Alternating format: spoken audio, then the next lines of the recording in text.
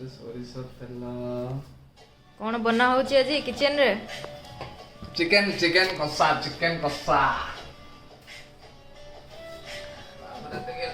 चिनी हल्का गरम होगा परे चिकन कषा या चिकन झोल?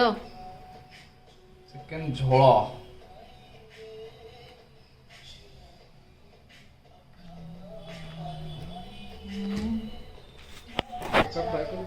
केते चिकन नहीं चो?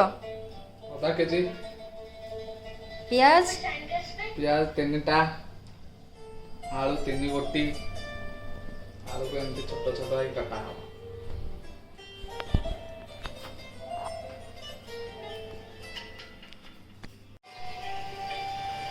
तेल गरम हो गला एबे हमर पड़िबो चीनी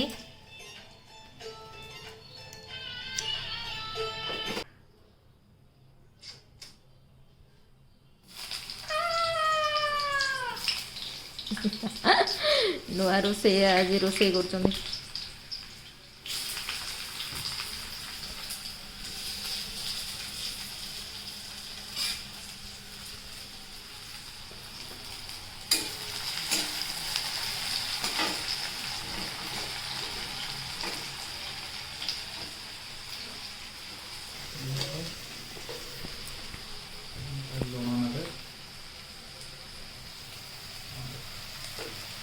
लुण पकेले कौन हम? लुण पकेले प्याजटा टिके सिझिब नने चेंगा चेंगा देखाइना रहो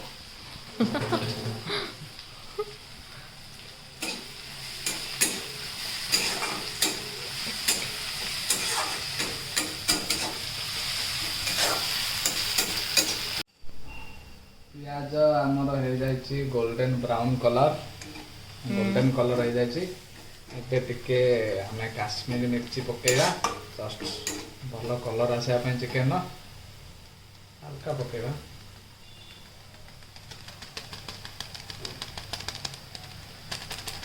ବାସ୍ ହେଇଗଲା ବେଶୀ ପକେଇବାନି ଏଥିରେ ଅଳ୍ପ ହାଲକା ପକେଇଲା ପରେ ସାଙ୍ଗେ ସାଙ୍ଗେ ତାକୁ ଅଦା ରସୁଣ ପେଷ୍ଟ ପକେଇବା रसुण पेस्ट चमच पाखापाखि पकेगा हाफ के जी चिकेन अच्छे 2 चमच पाखापाखि चिकेन 2 चमच पाखापाखि पकेगा रसुण पेस्ट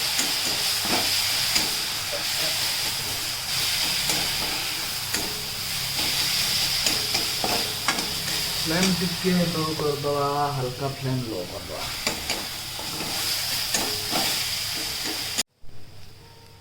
चिकन हमर लागी गलानी हाँ टिके टिके लागी जाउची हल्का हल्का पानी दबा चिकन में चिकन पोड़ी दीबो पानी देना ताकू लागी जो पूरा तले लागी पोड़ी दीबो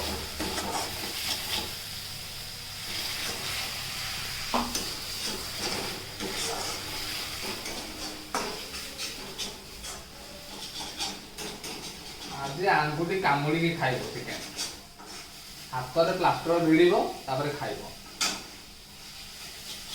बास टमाटो काटिया चुनी चुनी बेसी टमाटो पकेबानी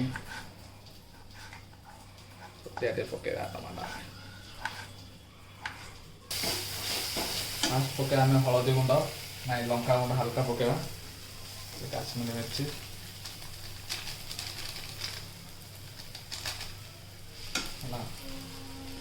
हलदी पकेगा अध चमच पाखापाखि हलदी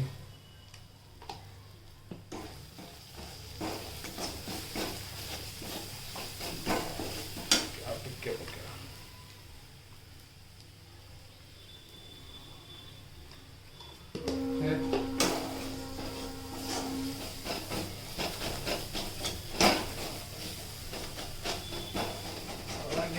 लगे आसला पानी टिके पकेगा पानी टिके दियो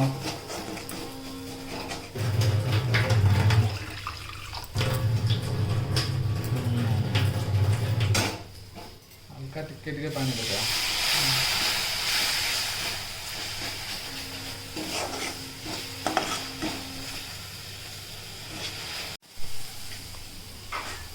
ଟମାଟୋ ଟିକେ ପକେଇବା ଟମାଟୋ ଟମାଟୋ ଏବେ ଆମର ପଡ଼ିଲା ଟମାଟୋ। ଟମାଟୋ ପକେଇଦେବା ଟିକେ ସମୟ ସିଝିବ ଟମାଟୋ ପକେଇଲା ପରେ ଟିକେ ସିଝିବ ସିଏ ମସଲା ତ ପାର ରେଡ଼ି ହେଇଗଲାଣି ଟମାଟୋ ଟିକେ ସିଝିଲେ ହେଲା ଟମାଟୋ ସିଝିଗଲା ପରେ ଟିକେ ଚିକେନ୍ ମସଲା ପକେଇବା ପୁରା ଦେଖ ମିକ୍ସ ହେଇଗଲା ଜଣା ପଡୁଛି ନା କିଛି ଜଣା ପଡ଼ିବନି ଟମାଟୋ ପକେଇବା ଏବେ ଟିକେ ହାଲକା ଚିକେନ୍ ମସଲା ପକେଇବା ଅଳ୍ପ କିଲୋ ହିସାବରେ ବାସ୍ ଏତିକି ପକେଇବା ଗୋଟେ ଚାମଚ ପାଖାପାଖି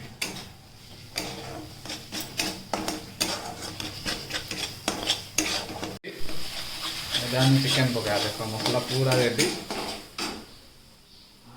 ଚିକେନ୍କୁ ଭଲକି ପୁରା ଧୋଇ ଧୁଆ ହେଇଛି ସବୁ ପକେଇଦେବା ଏବେ ଆମେ ପକେଇବା ଚିକେନ୍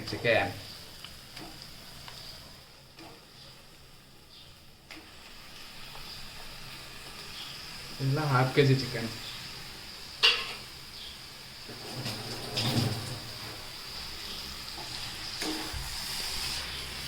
ଭଲ କିନା ପୁରା ଘାଣ୍ଟି ଦେବା ପୁରା ମସ୍ତ ଘାଣ୍ଟା ହେବ ମିକ୍ସ କରିଦେଇ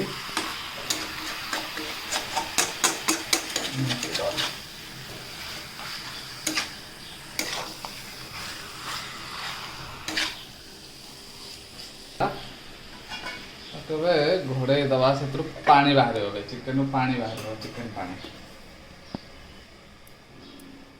ହାଲକା ଟିକେ ଫ୍ଲେମ୍ କମ୍ କରିଦେବା ନହେଲେ ଲାଗିଯିବ ଫ୍ଲେମ୍ ନ କଲେ ଲାଗିଯିବ ଫ୍ଲେମ୍ ଅଧିକ ଚିକେନ୍ ଟିକେ ମଝିରୁ ଖୋଲି ଘାଣ୍ଟି ଦେବା ଦେଖିବା ଚିକେନ୍ ପୋଜିସନ୍ ଏଇଠି ଦେଖ ପାଣି ବାହାରିଲାନି ଟିକେ ଟିକେ ହାଲକା ହାଲକା ପାଣି ଚିକେନ୍ ପାଣି ବାହାରିଲାନି ଆହୁରି ବାହାରିବ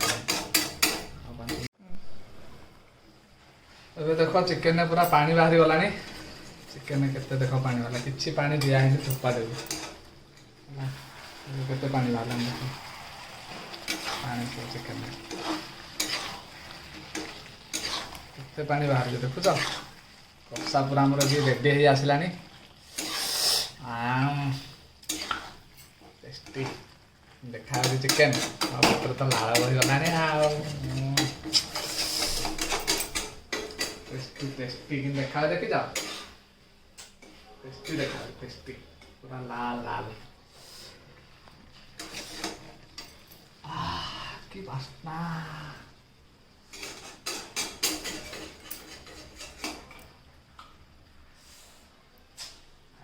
ଚିକେନ୍ କଷା ଏବେ ଟିକେ ଖାଇବା ଚିକେନ୍ କଷା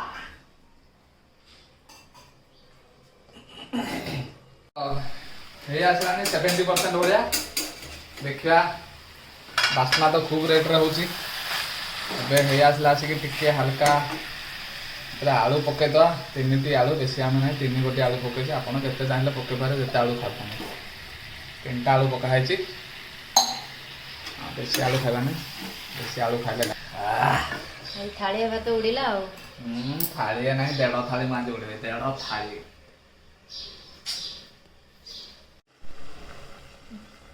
ଚିକେନ୍ ଟିକେ ଖୋଲିକି ଦେଖିବା କଣ୍ଡିସନ୍ ଚିକେନ୍ କେମିତି ଅଛି ବାବାରେ ଲାଗୁଛି ପୁରା କଷା ରେଡ଼ି ଆଉ ଚିକେନ୍ କଷା ପୁରା ରେଡ଼ି ହେଇଗଲାଣି ଆଉ ଆମକୁ ଟିକେ ମିଳୁ ଚିକେନ୍ କଷା ଟିକେ ଚିକେନ୍ ଟିକେ ଟେଷ୍ଟ କରିବା ଲୁଣ କେତେ ହେଇଛି ମସଲା କେତେ ହେଇଛି ଭାଗ ମାପ ଟିକେ ଦେଖିବା କେତେ ପରସେଣ୍ଟ ସିଝିଲାଣି ଆମକୁ ଟିକେ ଚିକେନ୍ କଷା ମିଳୁ ଚିକେନ୍ କଷା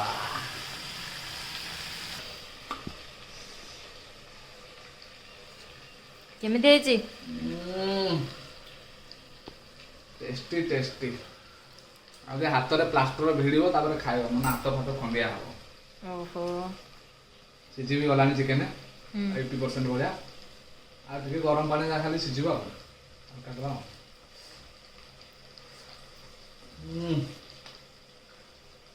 ମସଲା ବି ମସ୍ତ ଗରମ ପାଣି ଅଛି ପୁରା ହିଟ୍ ଅଛି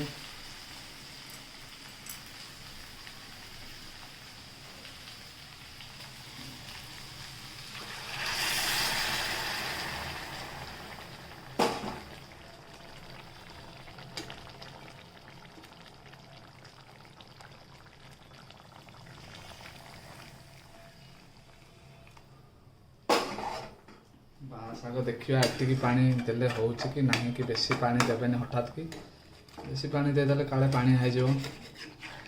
ଦେଖିବା ଆପଣ ଯେତିକି ଝୋଳ ଖାଇବେ ସେତିକି ସେଇ ଅନୁସାରେ ପାଣି ଦେବେ। ତ ଟିକେ ଲୁଣ ହେଇଛି କି ନା ହାଲକା ଟିକେ ଚାଖିଦେବା।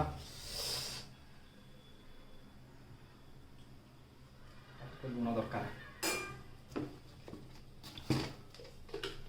ପାଣି ଦେଲା ପରେ ଟିକେ ମାନେ ପାଞ୍ଚିଆ ହେଇଯାଏ ନା, ଟିକେ ଲୁଣଟା ଦେବେ। କଷାରେ ଅଲଗା ଲୁଣ, ପାଣିରେ ଅଲଗା ଲୁଣ। ଲୁଣ ଦେବେ ବେଶୀ ନାହିଁ।